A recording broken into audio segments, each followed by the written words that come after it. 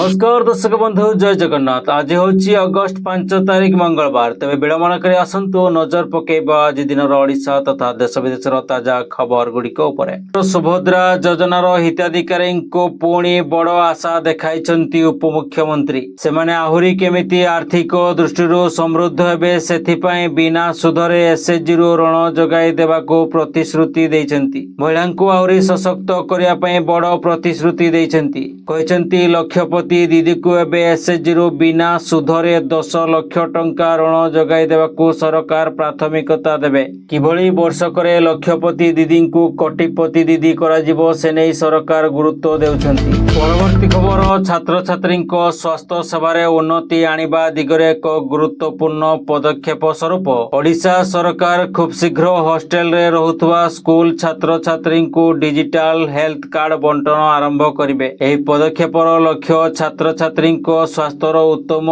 तदारख एवं चिकित्सा सुनिश्चित करिबा बोली स्कूल एवं गणशिक्षा मंत्री नित्यानंद गंड सोमवार सूचना दैछन्ति। एही पदक्षेप स्कूल एवं गणशिक्षा विभाग द्वारा विकसित करा जाउछि एवं एहा राज्य सारा छात्रवास छात्र छात्री को स्वास्थ्य सेवा प्रदान करने सुगम करियो बोली आशा करा जाउछि।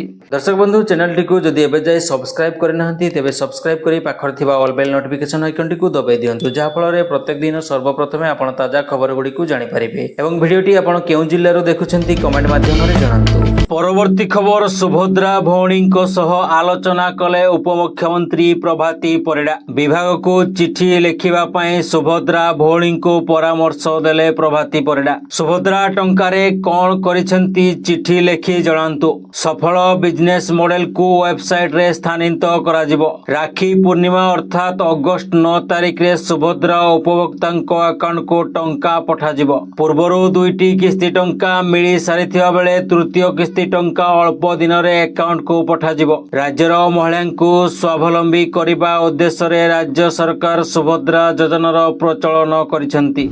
परवर्ती खबर एफएम कॉलेज आत्माहुति देइथिबा छात्री को किए आनी पेट्रोल देइथिला तांको किए सहयोग करथिले समस्तଙ୍କ मनरे भଳି प्रश्न अनेक उंकी मारुथा बेले धीरे धीरे गुमर खलुछि। सीसीटीवी फुटेज रु जणा पड़छि जे आत्माहुति करिबा पूर्व एक प्लास्टिक बोतल नै साइकल रे पेट्रोल टांकी को जाउथिले पीड़िता छात्री। आ कुहा जाउछि टांकी रु पेट्रोल नेबार किछि समय परे कॉलेज रे निज देहरे निया लगाई देइथिले। बालेश्वर एफएम छात्री आत्महत्या घटना रे 2 छात्रों को गिरफ्त करिछि क्राइम ब्रांच। घटनार 23 दिन परे राति अधिया 2 अभियुक्तों को उठाई नैछि क्राइम ब्रांच। एबीवीपी रो राज्य जुग्म संपादक शुभ्र संबित एफएम पीड़िता को न्याय देवा को लड़ाई करुथिले एवं ज्योति प्रकाश पीड़िता को नियारो उद्धार करने को जाई गुरुतर आहत होइथिले।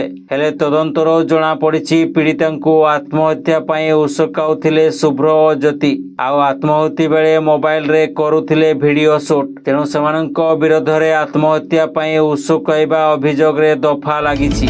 परवर्ती खबर बलंगा पीड़िता मृत्यु परे विरोधी उपमुख्यमंत्री प्रभाती परिडा इस्तीफा दाबी करिसेंती। एहाकु नै उपमुख्यमंत्री प्रतिक्रिया रखिसेंती। से कहिसेंती मो इस्तीफारे जदि बलंगा पीड़िता जीवन फेरी पारिबो ताहाले 100 थर इस्तीफा देबाको प्रस्तुत बोली कहिसेंती। अन्यपक्षे मृतकों परिवार को नै राजनीति को पसंद करे नाही उपमुख्यमंत्री प्रभाती परिडा कही विरोधी को टार्गेट करिसेंती। बलंगा पीड़िता शेष दर्शन पर उपमुख्यमंत्री तांको प्रतिक्रिया रे कहिथिले जे समय क्रमे सबु सत सामना को आसीबो। पीड़िता चिकित्सा पय राज्य सरकार सबु सहयोग करथिले हेले तांको बंचाई पारिले नाही। से आहुरी कहिसंती मुख्यमंत्री सह आलोचना परे परिवार प्रति जहा करा जिबार अछि करा जिवो। राज्य सरकार पीड़िता परिवार सह थिले एवं अछंती। पुलिस उपरे आपण भरोसा रखंतु जहा सत्य ताहा निश्चित भावे पदा को आसीबो। परवर्ती खबर सकाकुल परिवेश रे बलंगा पीड़िता बायबर गाँ रे अंतिम संस्कार करा जायछि। सेपटे बलंगा पीड़िता परिवार को सहायतार हाथ बढ़ाइछंती रानी पंडा। से पीड़िता परिवार को 50,000 टंका दान देइछंती। ए अवसर रे से पीड़िता परिवार लोकन को भेटिबा सह समवेदना जणाइछंती। परवर्ती खबर झारखंड रो पूर्वतन मुख्यमंत्री तथा झारखंड मुक्ति मोर्चार प्रतिष्ठाता शिबू सोरेन गतकाली सकाळे देहांत होइछि। से दिल्लीर सारगंगा राम हॉस्पिटल रे शेष निश्वास त्याग करथिले। शिबू सोरेन को देहांत परे शेष दर्शन पाई प्रधानमंत्री नरेंद्र मोदी हॉस्पिटल रे पहुंचीथिले बोली जणा पड़िछि। से सेठारे मुख्यमंत्री हेमंत सोरेन को भेटिथिले। प्रधानमंत्री को देखिया परे हेमंत सोरेन भावप्रण होई निज लुह को रोकी पारि नथिबा देखा जाइछि। परवर्ती खबर, भाजपा शासित राज्य हरियाणा रे लक्ष लक्ष मध्यवित्त एवं गरीब परिवारଙ୍କ ପାଇଁ ଏକ संकट देखा ଦେଇଛି। हरियाणा रे आयुष्मान भारत योजना रे कार्डधारी को जोगाई दिया जाइथिबा मागणा स्वास्थ्य सेवा विपद रे पड़िछि। इंडियन मेडिकल एसोसिएशन आईएमए घोषणा करिछि जे जदि सरकार अगस्त 7 सुधा घरोई हॉस्पिटल गुड़िकर प्राप्य न दियंती तेबे एही तारीख परे घरोई हॉस्पिटल गुड़िकर आयुष्मान कार्डधारी को चिकित्सा बंद करि दिया जिवो। परवर्ती खबर, जम्मू काश्मीर को पुणी थरे राज्य पाह्या फेराइबा नै चर्चा आरंभ होइछि। गत 24 घंटा मध्यरे प्रथमे प्रधानमंत्री मोदी परे गृहमंत्री अमित शाह राष्ट्रपति को साक्षात ही चर्चा को बढ़ाइछि। यह पूर्व अमित शाह लगातार किछि दिन धरी राज्य मान्यता नै आलोचना करिसेंती। या सहित आज बसिबाकु थिबा संसदीय दल बैठक रे मध्य प्रधानमंत्री सांसदों सह आलोचना कार्यक्रम रहिछि।